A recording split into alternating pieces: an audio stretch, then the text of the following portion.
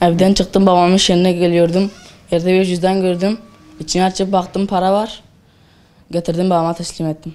Haram olduğunu bildiğim için harcamak aklımdan geçmedi. Oğlum evden iş yerime doğru geliyor sabahleyin. Yolda bir cüzdan olmuş. İçine bakmış, yüklü para var. Getirdi, bana teslim etti. Ben de hemen o sokağa baktım. Bir iki eve sordum. Acaba bir şey düşüren, para düşüren var mı? Bir tane yaşlı teyzeyle amca soruyorlarmış. Geldik, onları yolda bulduk onları. Çağırdık iş yerlerine. Sorduk, para olandı. Bu şekilde teslim ettik. Yani umarım bu herkese bir örnek olur. Sonuçta kimse haram para yemesin. Bu yaşlı teyzeden de borç parasıymış. Yani inşallah kimseye nasip olmaz haram para yemek.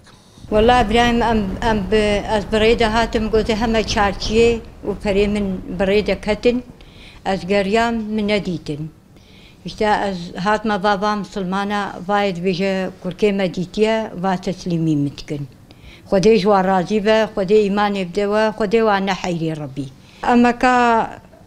أما كا صالك هبو زيدجي إشتا خدي ولو ديني يعني بورجولا رقبو مقو ما يشخورا بدنا هبهرن ديني وابدنا هبدو أنزان مشتا كتبون بريكام دا شنطيم دا خديش وراضي به واي ديتن اني تسليمي يمكن قالكي مالا وابابا قالكي ممنون قالكي خديش وراضي به مالا وابا رحمة دي بابا والله أصح ظلميش بوم يا ماما تقول إن شاء الله وهنا كشير حلال ببينن بدنا ما وحقيقة جي ولوبو مرباطي كاريوان با رحمة دي بابي وان خدي تعالى وان نحيري خديش وان راضي با مالا وان صجاري ابا الزحف وان ممنون بيشاج وان ممنون خديش وان ممنون